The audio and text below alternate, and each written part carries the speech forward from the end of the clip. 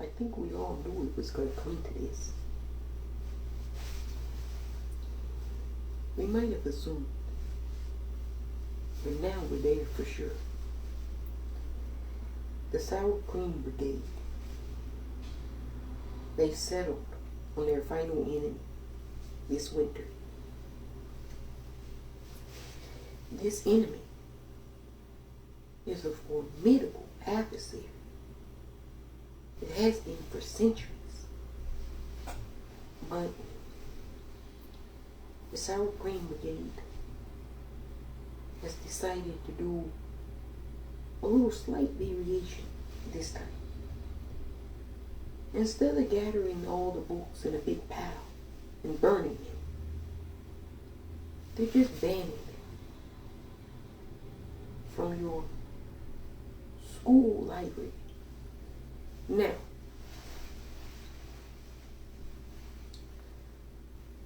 I'm not sure what type of students in general are in the schools that these conservatives are imagining that critical race theory is being taught in.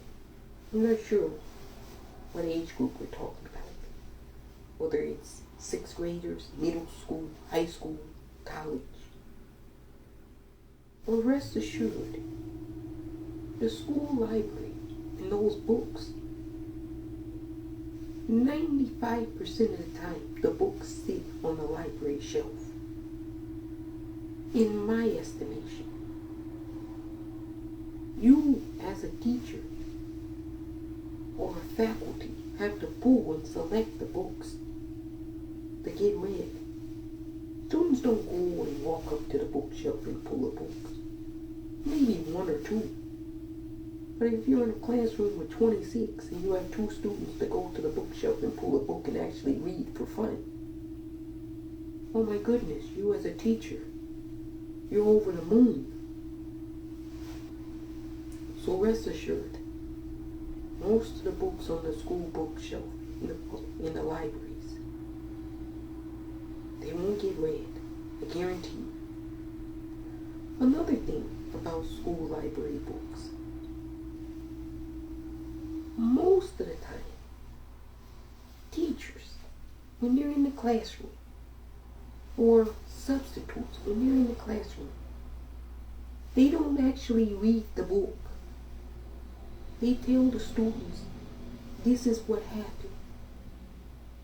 They don't read the whole book verbatim. I know some of these people have not been into a school in a long time.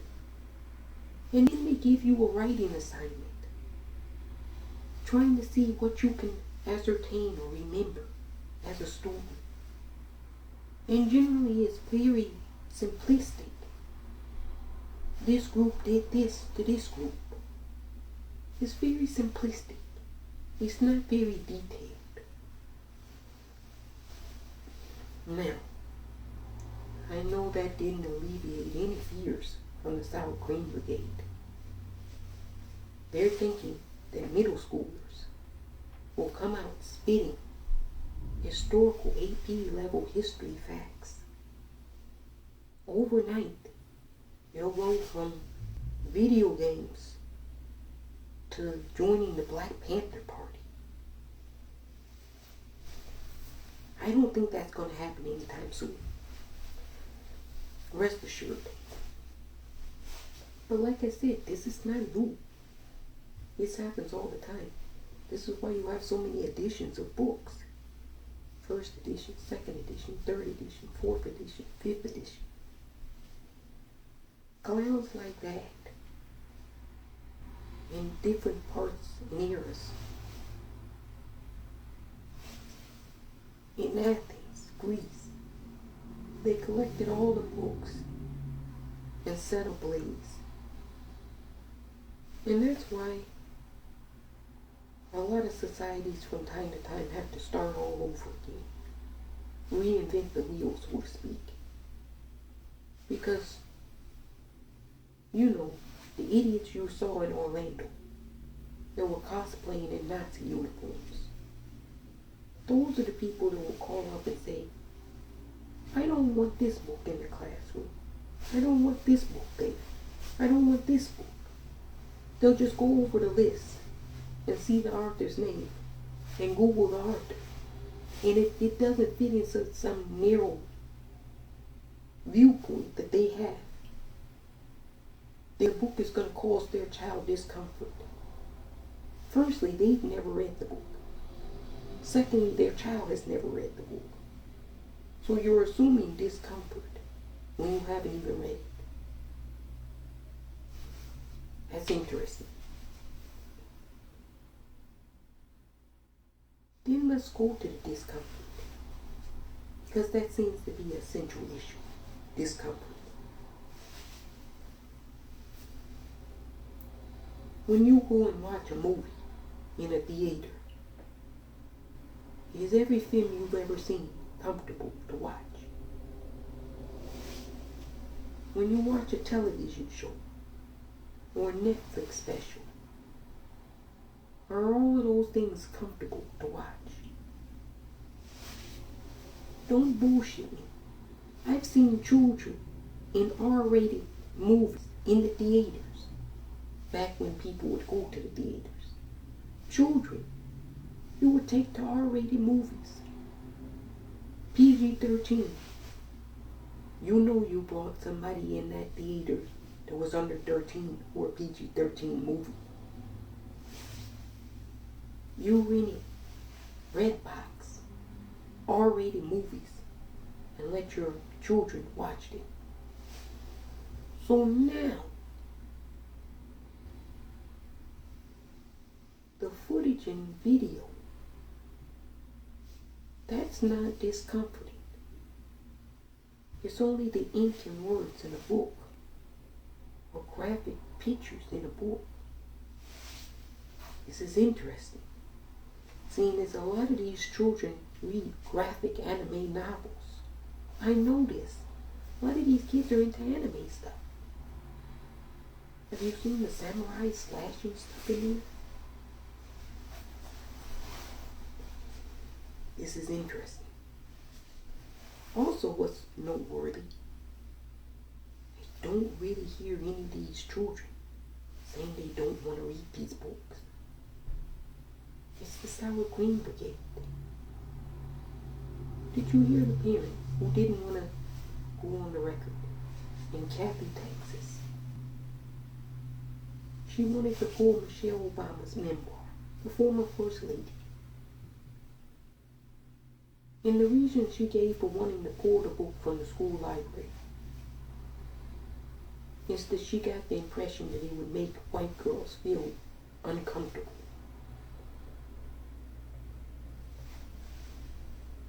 How do you get that impression from reading Michelle Obama's memoir? Where did Michelle Obama even mention anything like that in the memoir? This woman clearly has not read Michelle Obama's memoir. Yet she wants it pulled. And this is the kind of people we're listening to. Clown shit. Numbskull shit. Buffoonery.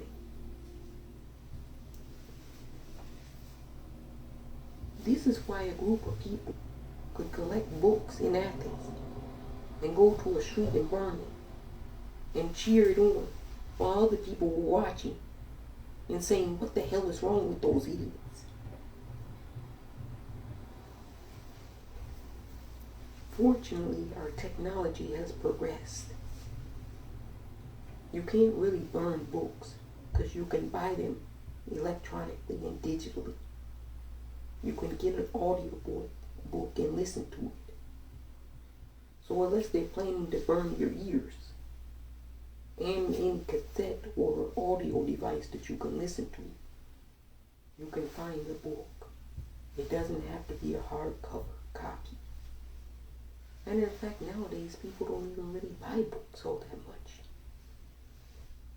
You got the Kindle. You got the Fire thing.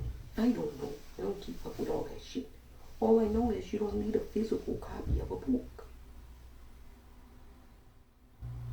They're like, well, if we ban it, then people won't read it. Actually, now that you ban these books, Now they're going to get some attention. People might dust off the cover and read them. So congratulations. It's going to have the unintended consequence that you didn't want to have happen. I got an idea. Before you ban them, maybe you should read them. You might learn a thing or two, as they used to say. Like what not to do. You know, you can have a manual. And it's something that needs to be put together. And you've seen those clowns. They're like, I can put it together without reading the manual. Now, generally speaking, the people who put together or assemble something without reading the manual generally assemble it incorrect, at least the first time, the initial time. Where opposed as if you read the manual, you might put it together the correct way, the initial first go round. Imagine that.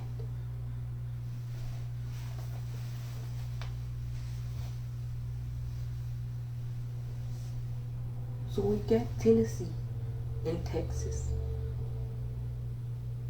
banning books they don't like, or they think they don't like, or they take a very myopic viewpoint of issues with what they don't like in the book.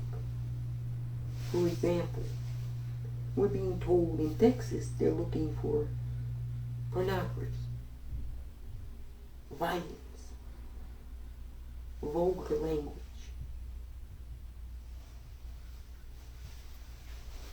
I'm telling you, based off of that general, their definition, you're going to ban pretty much every book. Violence. There's not too many books where it doesn't speak about somebody getting harmed or something getting harmed. If you say that violence in general causes discomfort, you're going to find almost no books in the library. Do a search of that. Violence. Any books that are in the library. And if any book talks about violence, you would have to pull it. If any book talks about intercourse, kissing, the same sex, opposite sex, anything, by that definition is pornographic, according to the Sour Cream Brigade. Because they took out books that were referring to homosexual relationships. But are you going to take out books that are referring to heterosexual relationships too? Daffy Duck, Mickey and Minnie Mouse. We'll have to take all of that shit out.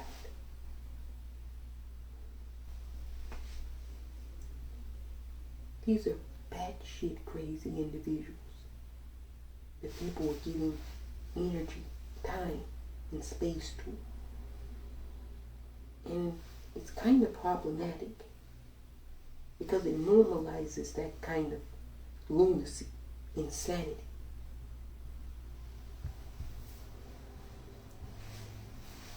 Go ahead, ban books. I don't see what that does. This is the Sour Cream Brigade's big general strategy. We're going to ban books. We don't want you to read.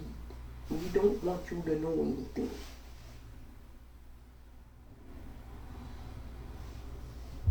CRT is everything. Martin Luther King is CRT. Black History Month is CRT. Pretty soon they're going to say you, just your presence is CRT.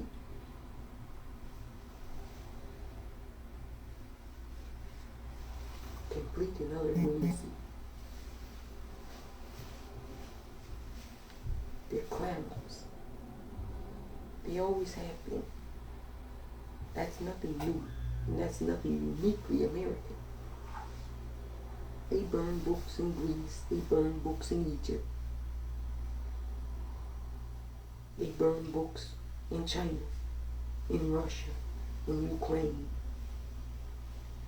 They ban things too.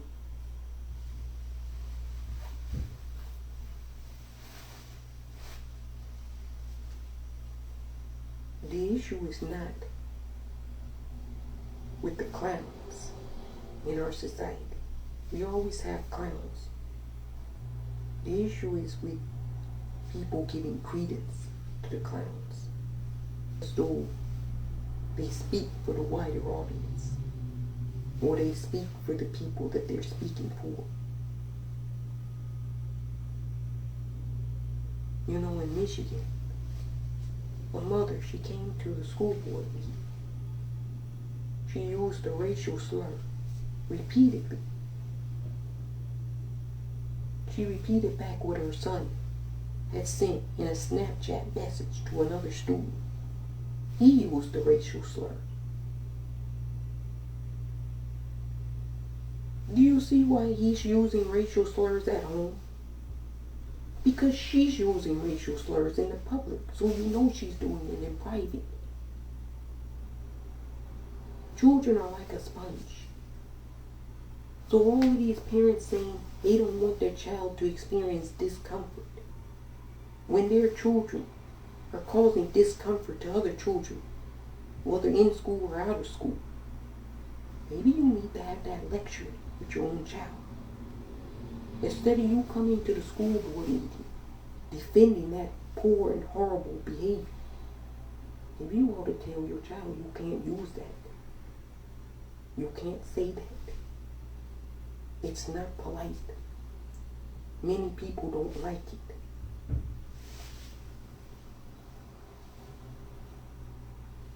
People want to police the general society without policing themselves and the people closest to them. I'm not going to listen to you as being an authority on what causes discomfort when you get up in a public forum and cause discomfort to everyone around you. I'm probably not going to listen to those type of people. Either they don't understand, meaning the elevator doesn't go all the way up to the top, or they do understand what they're doing and they're very detrimental to the society. Either way, we've had enough of it. Now their new enemy is books. Tomorrow, I guarantee you, it's going to be shoes and pencils and pens.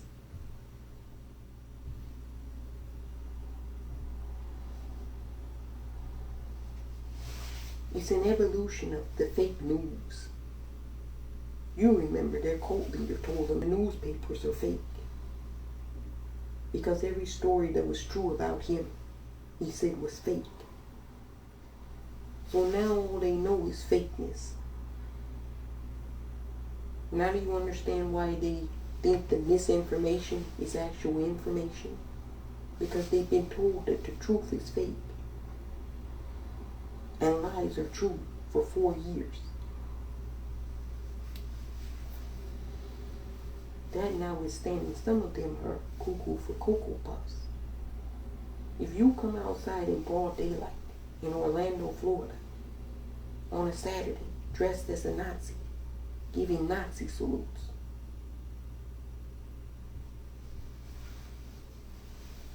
you're a lost cause. You're the weakest link. You should be on Gilligan's Island by yourself, and Gilligan can take the boat and sail away. Those are the people that are very hate-filled and think that they're loving, think that they're doing something just noble. That's why mouse is important. So when a child sees that on television, on CNN or MSNBC or Fox News, and as his mama. Why are they saying those mean things in the microphone? They're like the people I'm reading out in Mouse. At least then that's a lesson they can learn. They can see and recognize and remember. I don't know why you have all of these remembrance things. And nobody remembers shit. Putting a hashtag doesn't mean you remember shit. Everybody's like, Anne Frank hid in the attic. Yeah, she hid in the attic. But do you know why she was in the attic? Do you know if she hadn't hid in the attic, what would have happened to her?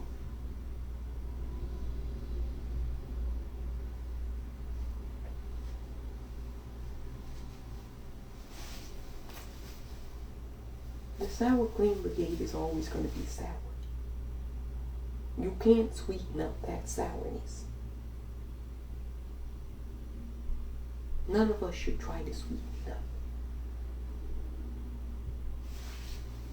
They want to stay in a place of bigotry because they're comfortable there. It's all they know.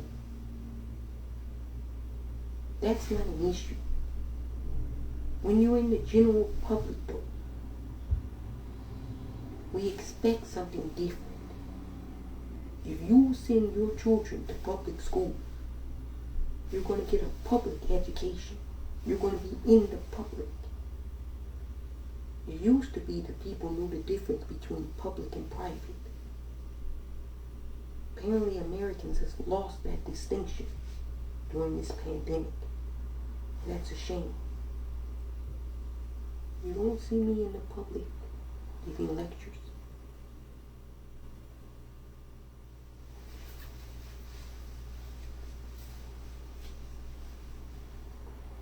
I'm telling you, they're going to ban pencils next. And pens. If you don't have access to a pen and pencil, you can't write.